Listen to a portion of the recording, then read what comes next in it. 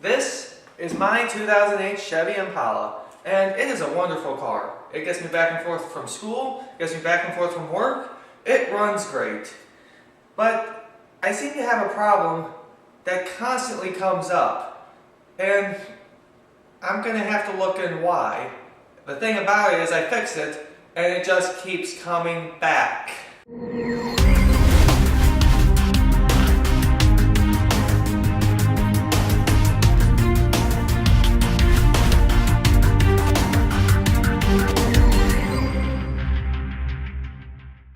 So the problem that I have with this Impala is that the driver's headlight constantly stops working. Sometimes it works, sometimes it doesn't. And I want to get it fixed. Shortly after I got the car, the original headlight housings were fogged up. So I went on the internet and found some brand new headlight housings for a decent price. However, the problem came is when on the driver's side headlight, the socket melted. You heard me right, melted. I've never seen that before. And when I first saw that, I just figured it was something from the aftermarket manufacturer. I just figured that they didn't make it as well as the GM factory did. Well, I found out, I was talking to a former mechanic, and he said that he's seen this happen on GM factory sockets. So apparently it was a problem when the car was made. And when I tried to fix it, I just went to AutoZone and bought a cheap aftermarket universal adapter, which apparently didn't solve the fix, because I'm going to show you in a minute, the bulb doesn't seem to quite fit in the socket.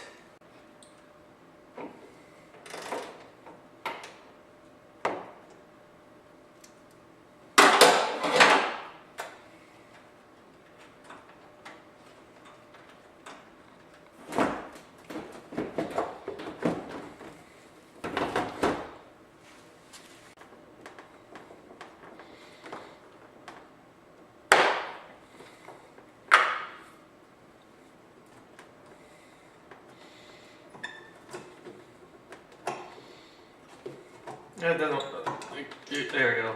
Yeah, it doesn't like to come out very easily because it is the wrong socket. So now that I've got the headlight socket out, you may notice that there's these two black wires, and let me tilt this. A green and black wire is taped to it, and in my case, it looks like the green wire came right off. So maybe this time the bulb didn't come loose out of the socket, because the bulb actually feels nice and secure in the socket. I guess last time I just didn't put it in. So what I need to do is I actually need to solder the headlight together, because electrical tape isn't working very well. Ideally, whenever you do this yourself, you want to use a soldering iron and actually solder them together. I thought I could pull away with tape, but I'm actually going to have to go out and buy some heat shrink and some solder and a soldering iron and actually put this together. So that's what I'm going to do.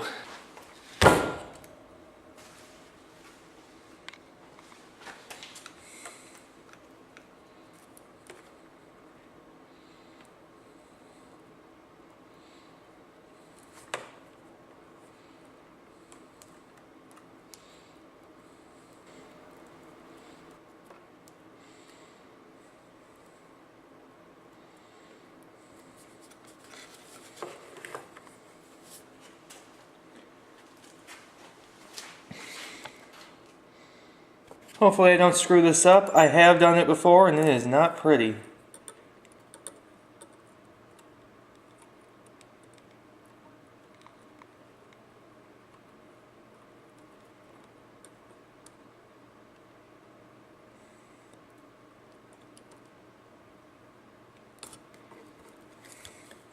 Uh-oh. I think I already did.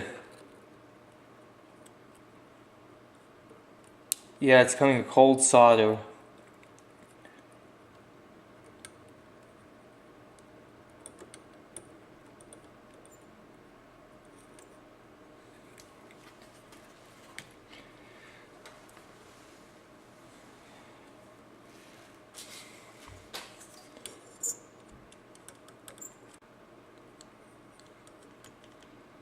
Oh my gosh, I'm screwing up. Okay. So what I ended up doing was I ended up making a cold solder, as you can tell with this bubble right here if you're looking closely. I'm going to see if I can try to correct it. I don't think it's going to work.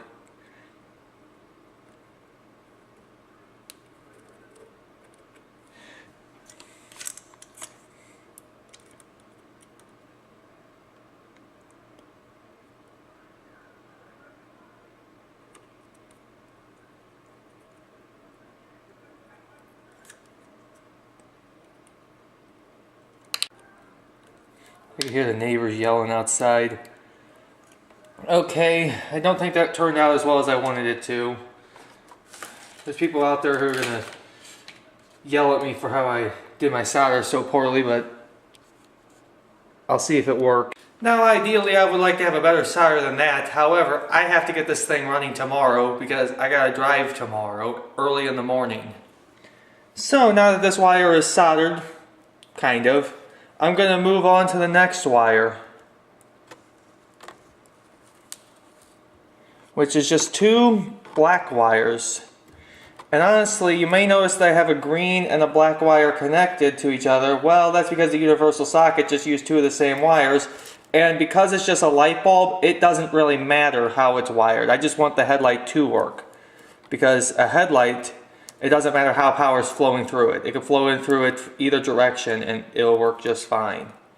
So now that I've got these 2, well, maybe I should try to wrap them up together first, you know, get them intertwined with each other, turn them the same direction. So I think the problem was those wires are so bad, like mangled up. I think that was the reason why I wasn't able to get them together as well as I was these. So these are together much better, and hopefully I have a much cleaner solder. There's that cord I'm going to plug the headlight assembly in. There's just a plug that connects the entire assembly together. Alright, there we go. Alright, kind of squeeze it in. Oh, I almost forgot.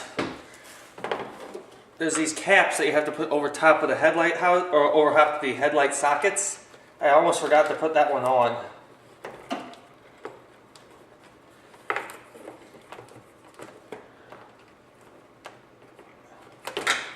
And I almost dropped it inside the fender, or inside the bumper, I should say.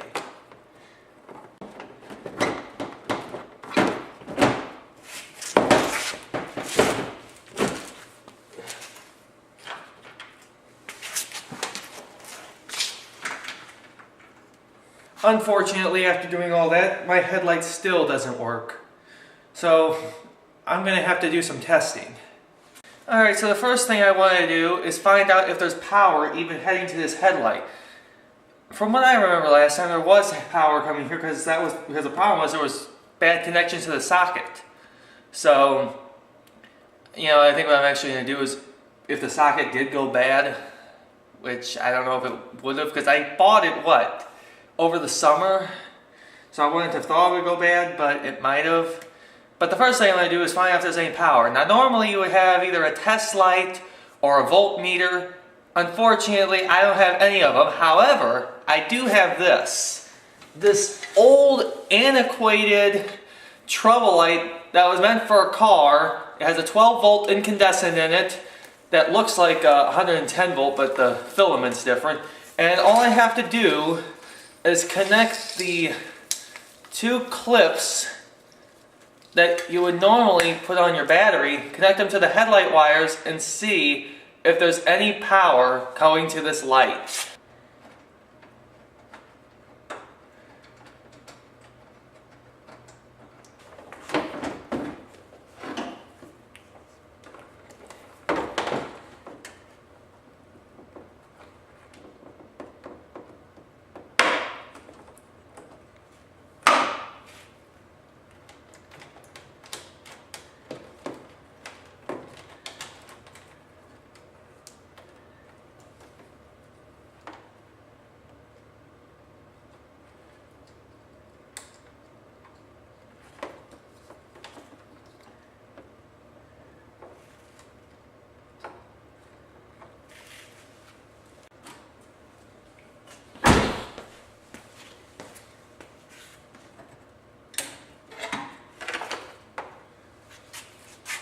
Well, there seems to be no power right here at the wires. I'll figure out what's the problem.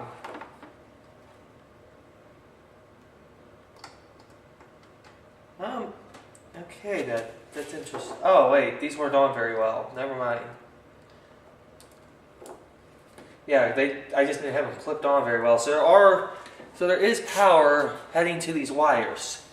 However, I wonder if there's power heading past my solder joints.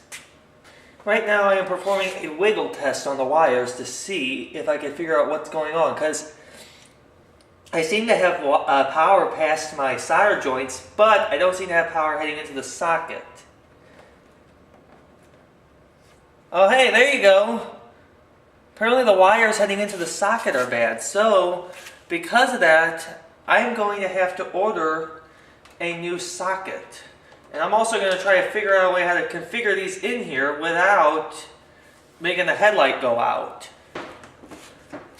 And if you're wondering why I struggle putting the headlight in, it's because I think this panel is slightly bent. It was like it when I got it, I don't know. Who knows what happened. Oh, I got it!